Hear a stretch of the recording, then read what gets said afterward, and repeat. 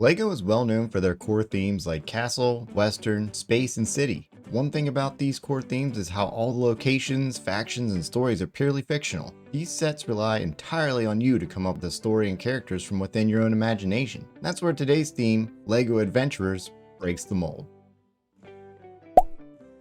Introduced in 1998, LEGO Adventurers follows a ragtag group of explorers as they embark on various quests and expeditions across different landscapes. The main antagonists of the group being Johnny Thunder.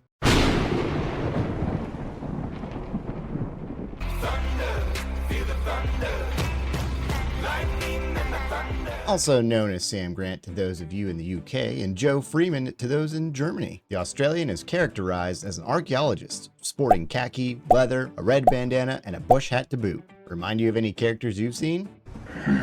Johnny became a beloved character among fans as his appearances across the Adventurer sub-themes contributed to the theme's ultimate popularity. The legend of Johnny Thunder preceded him to the point that he's been in multiple video games including LEGO Racers and LEGO Island 2. Johnny even made it into the real world of LEGOland parks. He can be found as a mascot for the adventure-themed rooms alongside one of his colleagues, Amelia. You can even spot Johnny as a small cameo in the 2014 hit film titled The Lego Movie.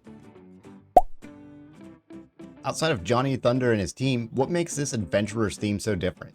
Most themes from this time are based on broad generalizations and purely fictional locations. Take the Western theme. It's assumed this is taking place in the western part of the United States, as this is a common conception of the idea. But the sets involved in this theme are of no relevance to anything in real life. With the Adventurers line though, you're taken to places that actually exist. The first sub-theme released in this line was Egypt, likely due to the connection that fans would make with Indiana Jones, as some of the locations visited are very much in parallel to this line. Looking at these sets, you can see that LEGO was attempting to give fans as close to Indiana Jones as possible without crossing that dangerous licensing line. As the Adventurers theme began to take on a life of its own with some new sub-themes like jungle, or you might know it as the Amazon rainforest, where the team searches for an ancient artifact called the Sun Disk, protected by Amazonian characters called the Achu, all while trying to defend the disc from the bad guys, Senor Palomar and his henchman Rudo Villano.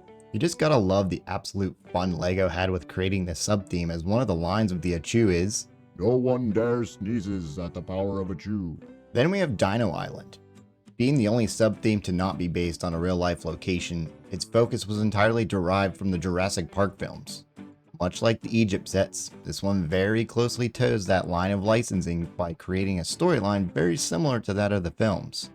While there wasn't much of a storyline compared to its predecessor, this line did provide fans with molded dinosaurs, even though they weren't that great. After a brief stint of silence, the Adventurers returned in 2003 with the new sub-theme Orient Expedition. This unique line included a board game where you could get cards, game board pieces, and some of the sets to change up how the game was played. This storyline takes Johnny and crew across the Asian continent, where they ride elephants in the jungles of India, reaching temples like the Taj Mahal, then riding airplanes and air balloons up Mount Everest. Finally, they cross the Himalayas into China while visiting some traditional Chinese architectures. And this, unfortunately, is where the Adventurers spent their last adventure as a crew. LEGO officially ended the Adventurers line in 2003. The spirit of the theme lived on.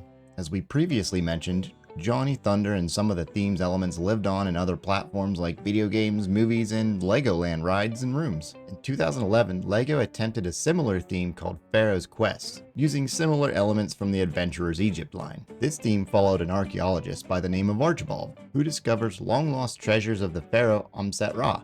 Fortunately, this one fell flat and was discontinued quickly in 2012. Then in 2019, our friend Johnny made a valiant reprise, when he became one of the available minifigs in the CMF Series 19 set of minifigures. This was a pleasant and fun surprise to fans that may have had these sets from years past. We're not done yet. In the summer of 2024, LEGO will be releasing a jungle sub-theme in the ever-popular LEGO City line. And guess who's making an appearance? Yep, good old Johnny Thunder is back at it again. If you enjoyed these tales of the Adventurers and Johnny Thunder, don't forget to like and subscribe for more. So what themes would you like to explore next? Are you excited to see Johnny Thunder back in action? Thanks for watching, and until next time, be good, be kind, be well.